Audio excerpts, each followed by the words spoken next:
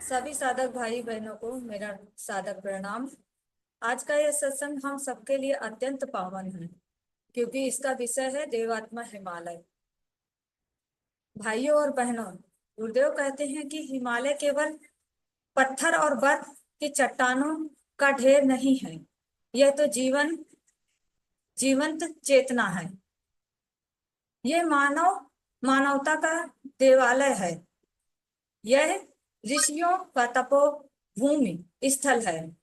और यह सबके लिए प्रेरणा का शाश्वत स्रोत है। आप सभी सोचिए, जब हम हिमालय का नाम सुनते हैं तो हमारे मन में क्या चित्र उभरता है?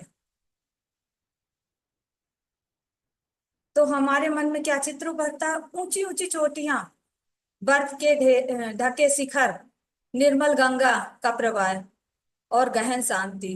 परंतु क्या हिमालय केवल प्रकृति की सुंदरता है? नहीं भाइयों और बहनों, गुरुदेव कहते हैं हिमालय वह स्थान है जहां ईश्वर की अनुभूति सबसे निकट अनुभव होती है। गुरुदेव की वाणी में हिमालय में आज भी अदृश्य ऋषि और महात्मा विद्यमान है।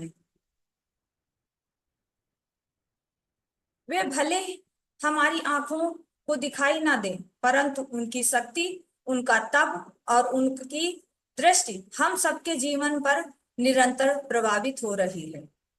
गुरुदेव हमें समझाते हैं कि विज्ञान के लिए प्रयोगशालाएं होती हैं, सैनिकों के लिए छावनियां होती हैं, विद्यार्थियों के लिए विश्वविद्यालय होते हैं और साधकों के लिए हिमालय ही सर्वोच्च प्रयोगशाला है।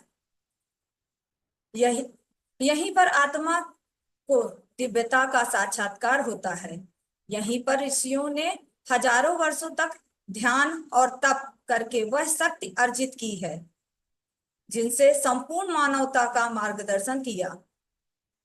इतिहास गवाह है, जब जब धर्म संकट में पड़ा, तब तब इन्हीं देवत्माओं ने किसी न किसी रूप पर धरती पर आकर लोक मंगल का कार्य किया। कभी नारद मुनि बनकर संदेश सुनाया, कभी हनुमान और विभीषण बनकर धर्म की रक्षा की, कभी द्रोणाचार्य और भीष्म बनकर कर्तव्य की सीख दी। ये सब केवल पात्र नहीं थे, बल्कि देवात्मा हिमालय के प्रतिनिधि थे। आप सभी जरा सोचिए, जब कोई साधक हिमालय की गोद में जाता है तो उसके भीतर कैसा परिवर्तन होता है? उसकी आत्मा हल्की हो जाती है, उसके विचार निर्मल हो जाते हैं और उसका हृदय दिव्यता से भर जा उठता है। गुरुदेव कहते हैं हिमालय को देखकर ऐसा लगता है मानो स्वयं भगवान का विराट स्वरूप हमारे सामने खड़ा है। इसकी विशालता हमें महान बनाने की प्रेरणा देती है। इसकी शांति हमें ध्यान में ले जाती है और इसकी निर्मलता हमारे भीतर की अशुद्धियों को धो देती है। गुरुदेव हमें यह भी बताते हैं कि हमें हिमालय केवल बाहर ही नहीं खोजना चाहिए, हमें अपने भीतर भी हिमालय का निर्माण करना है। अपने विचारों को ऊंचा उठाना है, अपने जीवन को महान बनाना है, अपने भीतर की अशांति को मिटाकर शांति और संतुलन स्थापित करना है।